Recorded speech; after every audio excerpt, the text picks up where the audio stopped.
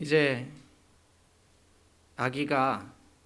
제 아기가 조금 커서 어린이집에 드디어 다니게 됐습니다.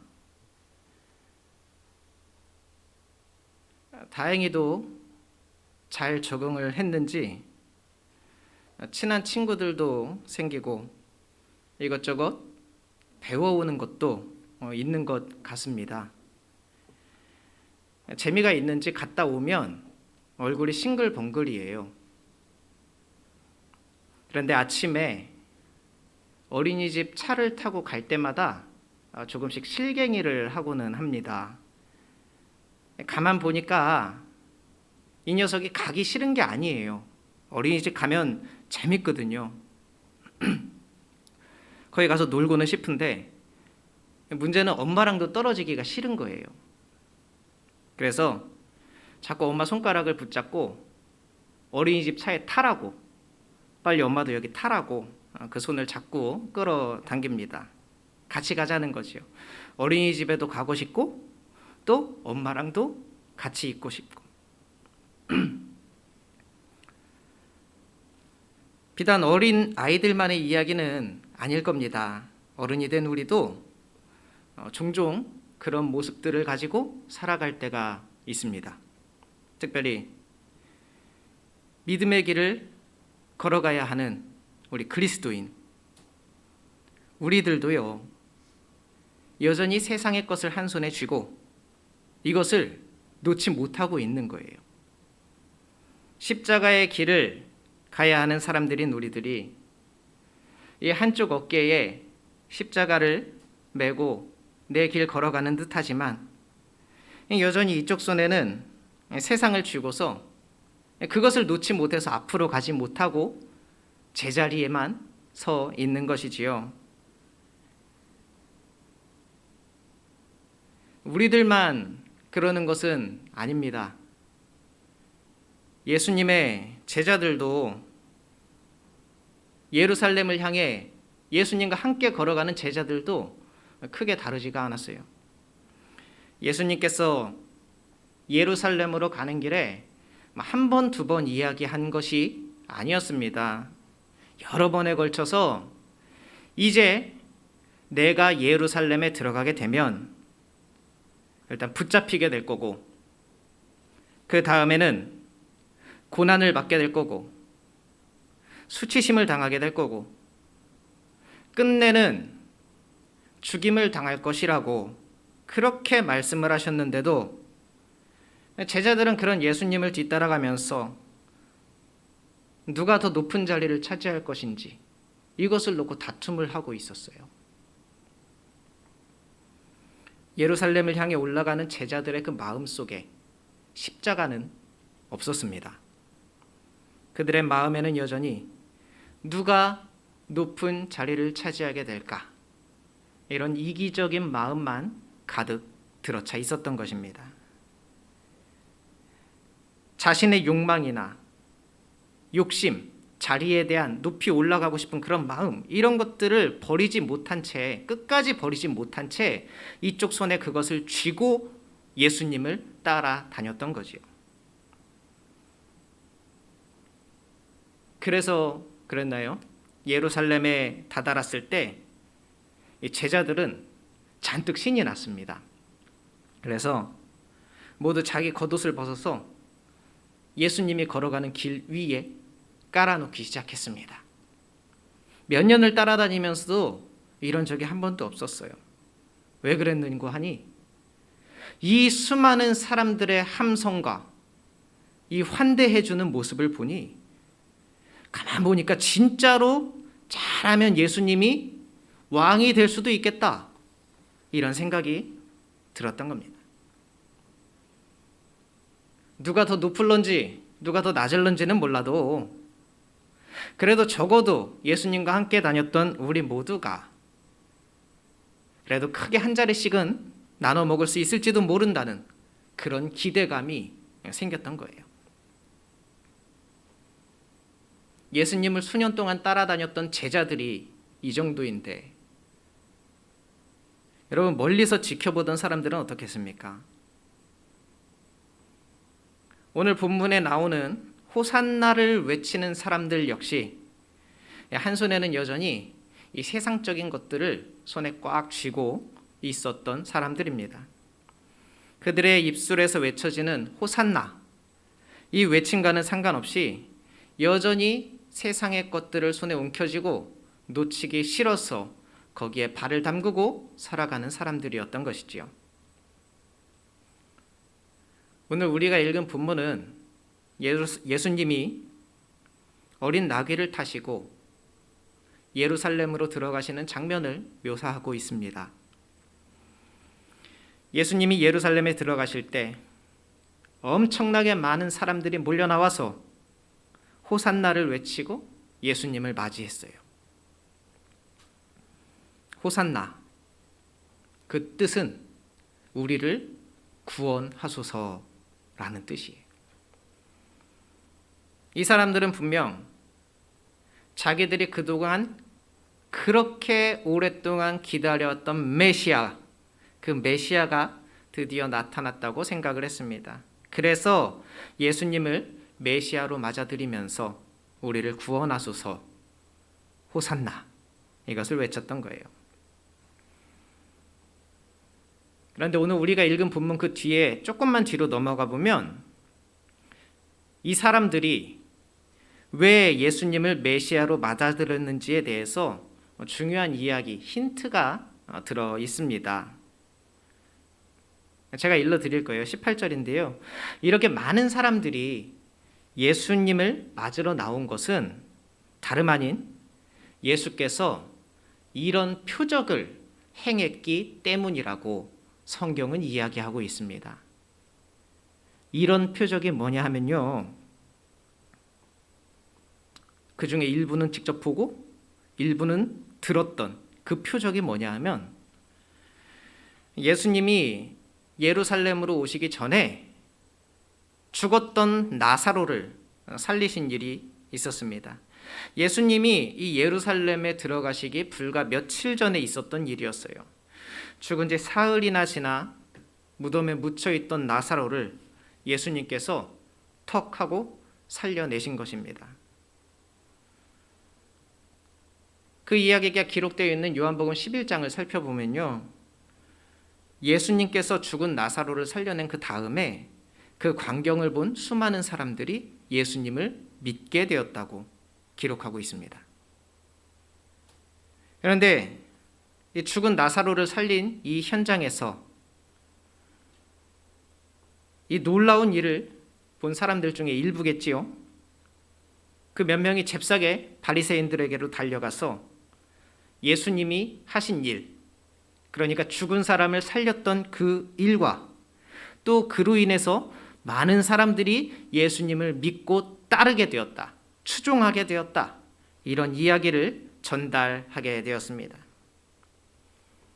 그래서 이 서기관들과 바리새인들 또 종교 지도자들이 급하게 모여서 회의를 했어요.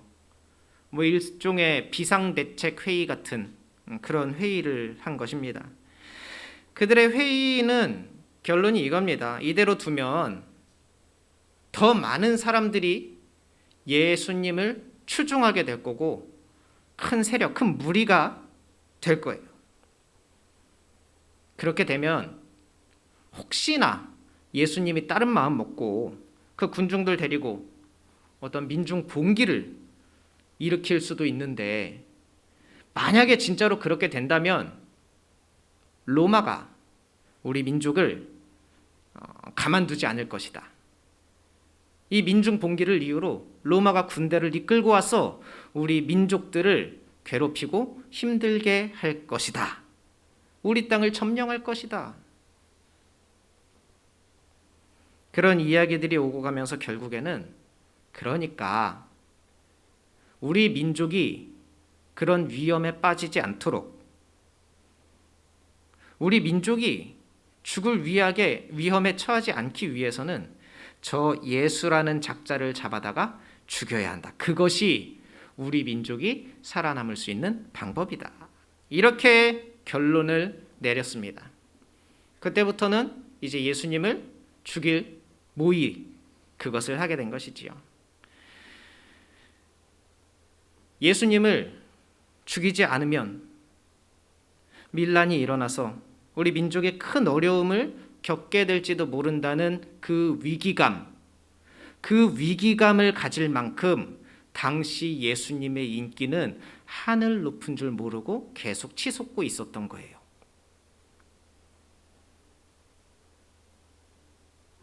예수님도 그런 상황을 아셨습니다.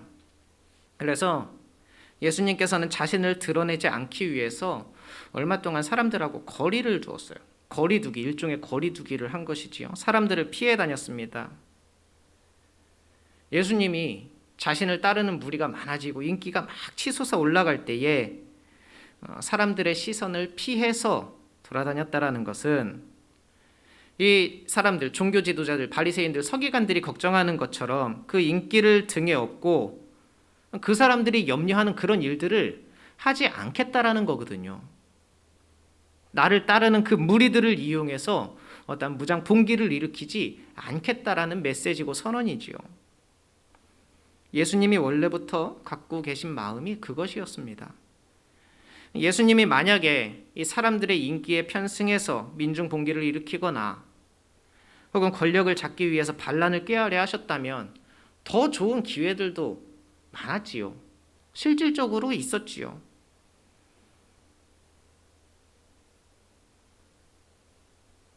남자만 숫자가 기록이 되어서 5천 명이라고 알고 있지만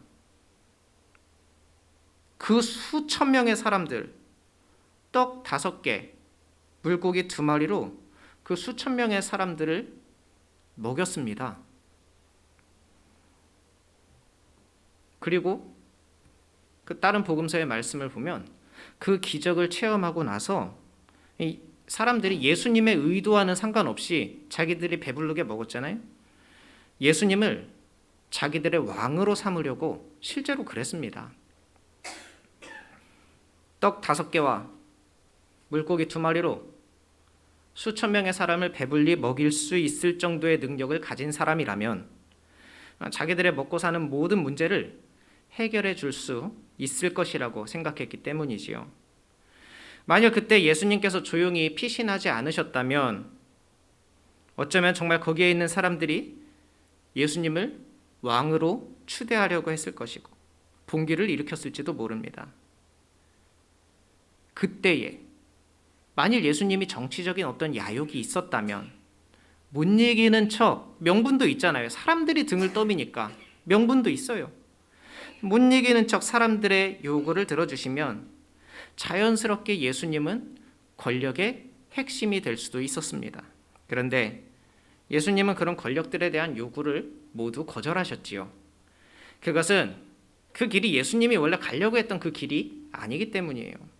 오늘 예루살렘에 들어가실 때에도 마찬가지입니다. 예수님은 권력에 대한 욕심 같은 것은 애초에 없었어요. 종교 지도자들이 염려하는 것처럼 민중 봉기를 일으켜서 세상을 뒤집을 그럴 마음이 전혀 없었어요. 그래도 예수님이 누굽니까? 이 예수님은 다른 사람들이 볼 때, 그 수많은 사람들이 볼 때에 조금 가지고 수천 명을 먹일 수 있는 사람이고 죽은 사람도 살려낼 수 있는 그런 대단한 능력을 가지고 있는 사람이었어요. 당시 사람들은 예수님께서 나사로를 살리신 그 기적을 행하셨기 때문에 예수님을 향해서 호산나라고 외쳤던 것입니다. 그 사람들 가운데 다 본 것도 아니에요. 거의 다 듣고 예수님을 그렇게 추켜 세웠던 겁니다. 나사로를 살리셨다는 이야기는요, 그 당시에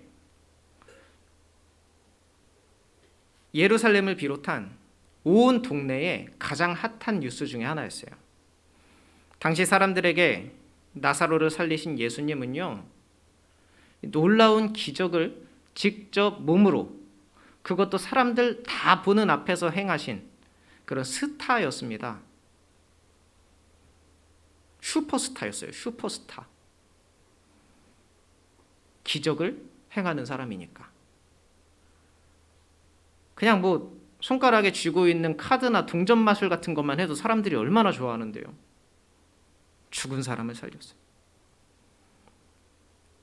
그래서 사람들은 이 슈퍼스타 예수님을 왕으로 삼으려고 했고 호산나를 외쳤던 것입니다. 호산나를 외쳤던 그 사람들에게 예수님은 다른 게 아니에요. 기적을 베푸는 사람. 그들이 환영하면서 맞아들인 예수님은 바로 그런 예수님이었습니다. 겸손히 나귀 타고 들어와서 힘없이 십자가에 달려서 그냥 죽음을 맞이하게 될 그런 예수님을 이 사람들이 환영한 게 아니었어요. 이 사람들이 환영한 건 죽은 사람 살려내고 배고픈 사람들 다 배부르게 먹일 수 있는 그런 능력을 가진 예수님을 환영했던 것이지요. 기적을 만드는 사람, 그 슈퍼스타 예수님을 환영했던 것입니다. 만약 예수님이 이런 기적들을 행하지 않으셨다면, 이런 표징들을 사람들에게 보여주지 않으셨다면 이 사람들은 호산나를 외치지 않았을 겁니다. 메시아로 인정할 이유가 하나도 없는 볼품없는 모습이었기 때문이죠.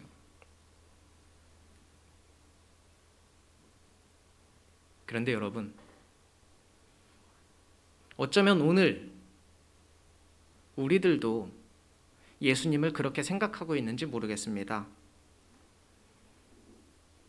우리에게 예수님은 저 십자가에 매달려서 힘없이 돌아가신 그런 예수님이 아니라 나사로를 살리신 것과 같은 그런 기적을 나에게도 행하시는 분이어야 한다고.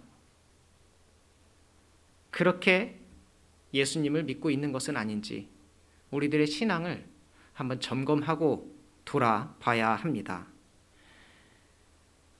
기적을 행하는 그런 메시아를 기대하면서 살아가는 신앙은 참된 신앙이 아닙니다.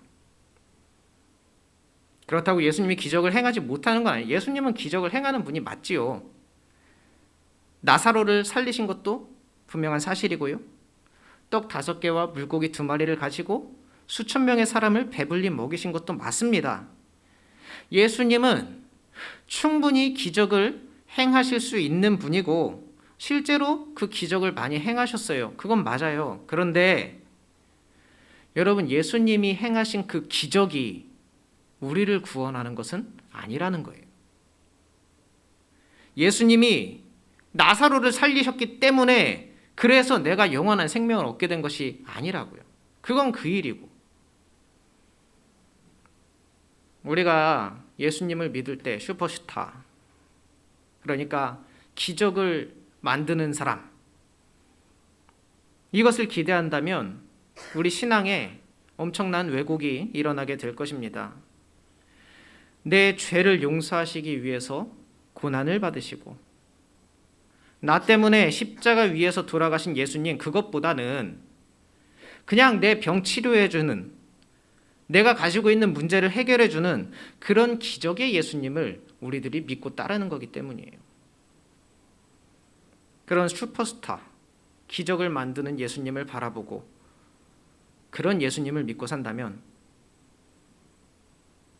우리 삶에 기적이 일어나지 않을 때에 우리는 실망하게 되고 믿음을 잃어버리게 됩니다. 기적을 행하시는 예수님을 우리가 믿었는데 아픈 몸을 치료해주는 기적이 일어나지 않는다면 우리는 예수님을 믿을 그 동력, 그것을 상실하게 되는 거예요. 내가 어려운 문제가 있어서 이곳에 나왔어요. 그래서 예수님께 기도했어요. 그런데 기적 같은 방법으로 해결해 주시지 않으면, 나는 그것만 바라고 나왔는데 안 해주면 우리는 결국 예수님에게서 등을 돌릴 수밖에 없다라는 것이죠. 사도 바울은요, 평생 안고 살아온 질병 때문에 굉장히 힘들어했어요. 그래서 하나님한테 기도했습니다. 하나님, 내가 좀 아픈데 이것 좀 고쳐주세요. 그런데 하나님께서는 끝내 그 병을 고쳐주시지 않으셨지요. 바울이 능력을 행하시는 하나님을 믿었다면, 바울이 자신을 위해서 기적을 행하는 그런 예수님을 믿었다면, 바울이 사실 이 예수님을 계속 믿을 이유는 없는 겁니다. 병도 고쳐주지 않는, 그렇게 기도했는데 이 병도 고쳐주지 않는 예수님, 더 이상 매력이 없지요. 오늘 우리도 마찬가지입니다. 오늘 우리에게, 여러분들에게 예수님은 어떤 존재입니까? 혹시 나를 위해서 놀라운 기적을 베풀어 주시는 그런 예수님을 기대하고 계시진 않는지요? 혹시나 나에게도 그런 놀라운 기적이 생길지 몰라서, 그래서 놓지 못해 예수님을 믿고 따르는 것은 아닌지요? 슈퍼스타였던 예수님을 호산나 호산나 하면서 외쳤던 그 사람들, 이 사람들이요, 불과 며칠 후에는 예수님을 십자가에 못 박으라고 소리치는 사람들로 변해버렸습니다.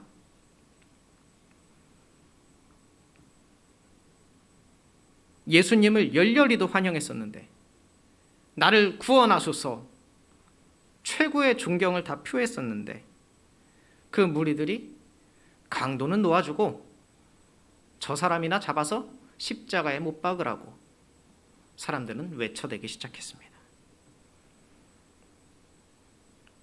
자기들이 기대했던 모습이 아니었기 때문에, 더 이상 예수님은 슈퍼스타가 아니었기 때문이에요. 예루살렘에서 며칠을 지내시는 동안에 예수님은 그들이 원하는 모습을 더 이상 보여주지 않으셨습니다. 그래서 이 사람들은 돌아선 거예요. 이것이 우리 신앙의 허점인 거죠. 내가 기대하는 예수님, 내 병을 고쳐주고 내 모든 문제를 해결해주고 물질적인 문제도 해결해주고, 그런 예수님을 기대하고 그런 예수님을 따르고, 그래서 우리가 호산나를 외치고 있었다면, 우리도 얼마 지나지 않아 예수님을 못 박으라고 소리치는 그런 무리 중에 한 사람이 될 것이라는 겁니다. 내 문제를 풀어주실 그럴 예수님을 믿고 있다면, 그 문제가 해결이 안 됐을 때 차갑게 돌아설 수밖에 없는 것이 우리 사람들이 가지고 있는 습성이라는 거예요.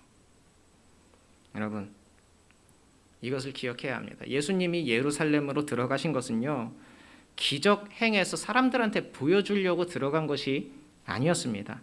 그 사람들의 기대와는 다르지요.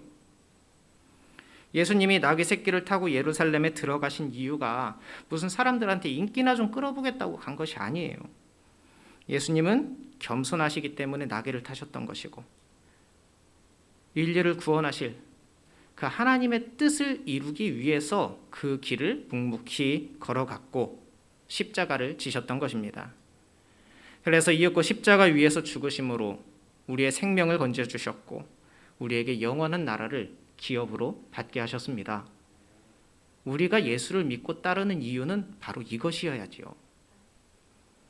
저 수많은 사람들 중에, 이 수많은 사람들, 호산나를 외쳤던 그 수많은 사람들 중에 예수님을 진정으로 믿고 따르는 그런 사람은 아무도 없었습니다.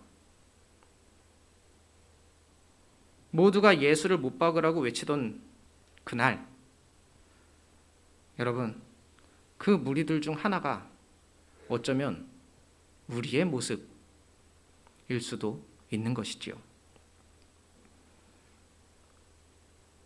호산나를 외치던 우리가 우리를 위해 십자가에 달려 계신 주님을 조롱하는 무리들 가운데 한 사람으로 돌변하는 것, 바로 이런 믿음이, 예수님을 기적을 행하는 사람으로만 믿는 믿음이 그런 사람으로 만들어 가는 것입니다. 주님께서 일으키는 기적을요, 우리 복음서에서는요, 표적이라고 기록을 합니다. 기적이라는 말은 복음서에 사실 없어요. 그런 단어가 쓰이질 않습니다. 왜 표적이라고 하냐면 이 기적이 뭔가를 가리키고 있다는 거예요. 뭐냐면 주님이 누구인가 그것을 알려주는 하나의 방편이 바로 이 기적이에요. 그래서 복음서는 표적이라고 기록을 하고 있는 겁니다. 견월망지라는 말이 있습니다. 손가락이 가리키는 달을 봐야지 이 손가락을 쳐다보지 말라는 거예요. 나를 위해 죽으신, 그리고 끝내 자기의 일을 마치군 그 주님을 바라보지 못하고 기적만 찾는 것은 달을 보지 않고 손가락만 쳐다보고 있는 것과 똑같은 것입니다. 물론 당연히 누구에게나 기적이 훨씬 더 달콤하고 편안하지만 여러분, 주님을 의지하면서 살아가는 것이 기적보다 더 큰 은혜인 줄 믿으시기 바랍니다. 하나님을 잘 믿는 우리에게도 견딜 수 없는 시련이나 아픔 같은 것 찾아옵니다. 피해가지 않아요. 또 아무리 기도한다고 해도 모든 문제가 다 해결되는 것도 아니더라고요. 그런 감당할 수 없는 시련 앞에서 기적이 일어나기를 바라는 것은 사실 모두가 바라는 똑같은 마음입니다. 그러나 기적이 일어나건 말건 그것 상관없이 내가 간절히 바라고 있지만 실제로 그 일이 일어나든지 말든지 그것 상관없이 그래도 끝까지 주님을 믿고 의지하는 그런 자세가 우리에게 필요한 것이지요. 여러분, 우리 삶에 기적이 빵 하고 생겼을 때 아이고 이것이 주님 도와주셔서 감사합니다 이렇게 고백을 하잖아요. 마찬가지입니다. 기적이 내 삶에 일어나지 않았을 때에도 주님의 위로하심이 나와 함께 했노라 이렇게 고백할 수 있는 저와 여러분이 되기를 주님의 이름으로 축원합니다. 기도하겠습니다. 할렐루야. 은혜가 풍성하신 아버지 하나님, 우리들은 얼마나 많은 기적을 바라고 예수님을 따르는지요. 여전히 우리의 기도의 제목들 가운데에는 예수님의 기적을 바라는 그런 일들 뿐밖에 없습니다. 그러나 내가 그 기적만 바라고 사는 사람은 아니기를 바랍니다. 기적이 내 삶에 없더라도 언제까지나 나와 함께 하시는 예수님, 나를 위해 피 흘리신 예수님, 나를 위해 죽으신 예수님, 끝까지 배신하지 않고 끝까지 따를 수 있는 모든 주님의 백성들 되게 하여 주시옵소서.